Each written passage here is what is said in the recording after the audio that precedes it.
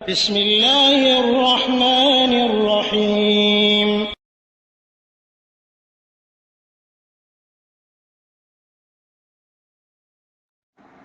ওয়ালাইকুম আসসালাম রহমতুল্লাহ আবরকাতুহু। প্রিয় দিনী ভাই আব্দুস সবুর সাহেব, আহাব্বাকাল্লাহ আল্লাযী আহবাবতানি লাহ, বারাকাল্লাহু ফিক। আপনি যে মাসআলাটি জানতে চেয়েছেন সেই মাসআলাটির উত্তর হলো যে বেনামাজি ব্যক্তি, স্বামী স্ত্রীর মধ্যে যে বেনামাজি হবে, বিবাহ আর থাকবে না, বিবাহ বিচ্ছেদ হয়ে যাবে তাদের ভিতরে। একজন বেনামাজি হলে বিবাহ আর থাকবে না। তো এই নামাজ পরিত্যাগের মাধ্যমে বিবাহ বিচ্ছেদ হয়ে যায়, সুতরাং আর তালাকের প্রয়োজন হয় না, খোলা করারও প্রয়োজন হয় না। কাজেই তারা উভয়ে যদি 3 মাসের মধ্যে আবার ইসলামে ফিরে আসে, উভয় বা উভয়ের একজন, তাহলে তাদের সম্পর্ক অটোমেটিকলি জুড়ে থাকবে। মানে বিবাহ বিচ্ছেদ হলে আর মেয়াদ থাকে 3 মাস, মানে তালাকের মতো ইদ্যত। তো এই 3 মাসের মধ্যে যদি ফিরে আসে ইসলামে, অর্থাৎ নামাজ পড়া শুরু করে দেয় নিয়মিত, তাহলে তাদের বিবাহ নবায়ন করা লাগবে না। আর 3 মাস অতিক্রান্ত হলে তাদের বিবাহ নবায়ন জরুরি। এইভাবে উলামায়ে দ্বীন ফাসখুন নিকাহ, মুরতাদ হয়ে যাওয়ার মাধ্যমে বিবাহ বিচ্ছেদের মাসআলায় উল্লেখ করেছেন। আর শেখ ইবনে উসাইমিন, স্বামী স্ত্রী যে কোনো একজন বেনামাজি হলে বিবাহ বন্ধন যে বিচ্ছেদ হয়ে যায়, এই মাসআলায় তিনি উল্লেখ করেছেন খাঁটি বেনামাজির ক্ষেত্রে। পক্ষান্তরে যে বেনামাজি ছেড়ে ধরে নামাজ পড়ে, হয়তো 2 ওয়াক্ত পড়লো, 3 ওয়াক্ত ছাড়লো, বা শুধু জুমার নামাজ পড়ে, এই ব্যক্তিকে আল্লামা ইবনে উসাইমিন তিনি মনে করেন যে সে এক প্রকার ফাসিক মুসলিম, তাকে তিনি কাফের গণ্য করেন না।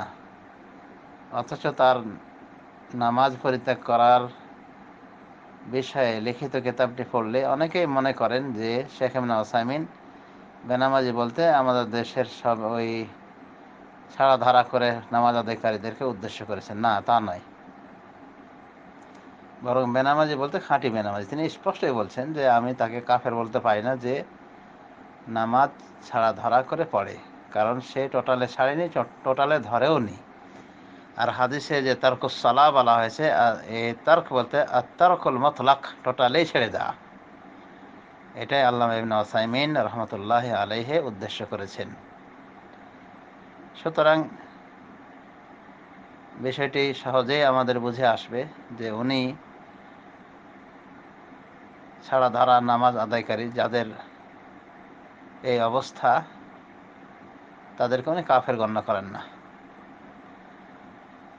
এবং তার ফতোয়া থেকে আল্লামা ইবনে বাজের ফতোয়া আরও বেশি কড়া। তার কথা যে 1 ওয়াক্তও যদি কেউ নামাজ ছেড়ে দেয় বিনা কারণে, এমনকি তার টাইম ওভার হয়ে গেল, তাহলে সে কাফের। এবং এই ফতোয়াটি মূলত ইমাম আহমদ বিন হাম্বল রহমতুল্লাহ আলাইহির, তিনি এটা বলেছেন যে 1 ওয়াক্ত যদি নামাজ ছেড়ে দেয় ইচ্ছাকৃতভাবে, এমনকি ওই সালাতের টাইম ওভার হয়ে গেল, যেমন ফজরের নামাজ পড়লো না, সূর্য উঠে গেল, ইচ্ছাকৃতভাবে সে ফজরের নামাজ পড়লো না, পরিত্যাগ করলো, তাহলে সে কাফের। তো বিষয়টিতে ইখতিলাফ রয়েছে। তো ইমাম আহমদ বিন হাম্বল 1 ওয়াক্ত ছেড়ে দেওয়ার কারণেও কাফের গণ্য করেন। পক্ষান্তরে জমহুর উলামায়ে দ্বীন, যেমন বাকি আরও 3 ইমাম, ইমাম মালিক, ইমাম শাফি, ইমাম আবু হানিফা রহমতুল্লাহ আলাইহিম জামিআন, তারা এই জাতীয় বেনামাজিকে খাঁটি কাফের গণ্য করেন না, বরং তারা তাদেরকে মনে করেন যে এরা ফাসিক মুসলিম। তবে ইচ্ছাকৃতভাবে নামাজ ত্যাগকারীর বিষয়ে 4 ইমামে একমত যে তাদের শাস্তি দিতে হবে, এবং এর শাস্তি বিধান জারি করবে রাষ্ট্রনায়ক। এই শাস্তির ব্যাখ্যা দিতে গিয়ে ইমাম আহমদ বিন হাম্বল বলছেন তাকে হত্যা করতে হবে, শাফি বলছেন হত্যা করতে হবে, মালিক বলছেন হত্যা করতে হবে। এই তিন ইমাম তাকে হত্যার দিকে গিয়েছেন। তো কেন করতে হবে, কি হিসাবে হত্যা হবে, মোরতাদ হিসাবে নাকি মুসলিমই থাকবে কিন্তু এটা তার শাস্তি বিধান, যেমন জেনাকারের শাস্তি দেওয়া হয়, তো শাস্তি দিলে তার কাফের হয় না, তো এরকম তাকে হত্যা করা হবে এইভাবে না কিভাবে? ইমাম আহমদ বিন হাম্বল বলেন যে সে মোরতাদ হয়ে গেছে নামাজ ছাড়ার কারণে, এই জন্য তাকে হত্যা করা হবে। অতএব তার হত্যার পরে তার জানাজা নাই, তার গোসল নাই, জানাজা নাই, কাফন দাফন নাই, মুসলিমদের কবরে তাকে কবরও দেয়া যাবে না। পক্ষান্তরে বাকি তিন ইমাম নয় বরং দুই ইমাম থাকলো, ইমাম শাফি ইমাম মালিক, তাদের কথা যে না, তার হত্যাটা হবে শাস্তি হিসেবে, নামাজ পরিত্যাগের পানিশমেন্ট হিসেবে। অতএব তার হত্যার পর তার গোসল রয়েছে, কাফন দাফন রয়েছে, জানাজা রয়েছে, সব কিছু রয়েছে, মুসলিমদের কবরস্থানে তাকে কবরও দেয়া যাবে।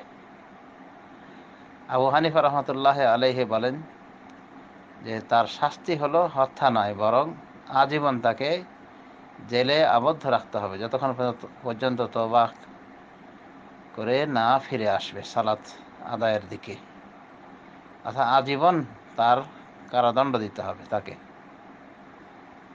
তো এই হলো ইখতিলাফ। তো আবারও বলছি, শেখ ইবনে উসাইমিনের ফতোয়া বুঝতে অনেকে ভুল করে। এই ভুলটা সারিয়ে দেওয়ার জন্য আরো বললাম যে উনি কিন্তু ছাড়া ধারাকারী বেনামাজিকে বা ছাড়া ধারাকারী নামে নামাজিকে বেনামাজি গণ্য করেন না। এবং সালাতে যে সমস্ত হাদিসে সালাত ত্যাগকারীকে কাফেরের পর্যায়ে নেওয়া হয়েছে বা বলা যায় ফাকাত কাফারা, এই জাতীয় শব্দ ব্যবহার হয়েছে, উনি এই তর্ক দ্বারা তর্কে মতলাক উদ্দেশ্য নিয়েছেন, অর্থাৎ টোটালি যে পড়ে না, আর যে নামাজ মাঝে মধ্যে পড়ে ছাড়ে, সে টোটালি যেহেতু ছাড়েনি, অতএব তাকে উনি কাফের বলার দিকে যাননি।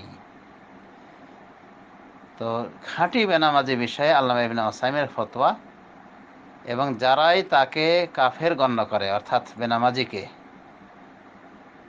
তারা তাদের মাঝে আর বিবাহ বিচ্ছেদের জন্যে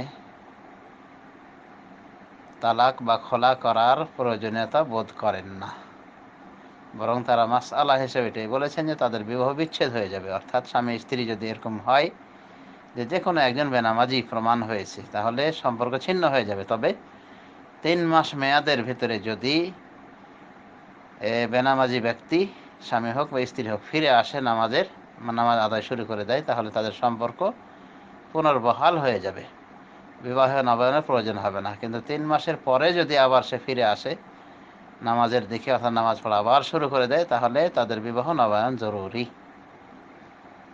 এই হলো আপনার জিজ্ঞাসাকৃত মাসালার উত্তর। আল্লাহ রাব্বুল আমিন আপনাকে তৌফিক দান করুন দ্বীনে ইসলামের আরও বেশি বেশি খেদমত আঞ্জাম দেওয়ার। আপনাকে, আমাকে, সবাইকে তৌফিক দান করুন এবং ইহকাল ও পরকালে সুখী করুন, আমিন। সাল্লাল্লাহু আলা নবী মুহাম্মদ ওয়া আলা আলিহি ওয়া সাহবিহি আজমাইন। আসসালামু আলাইকুম ওয়া রাহমাতুল্লাহি ওয়া বারাকাতুহু।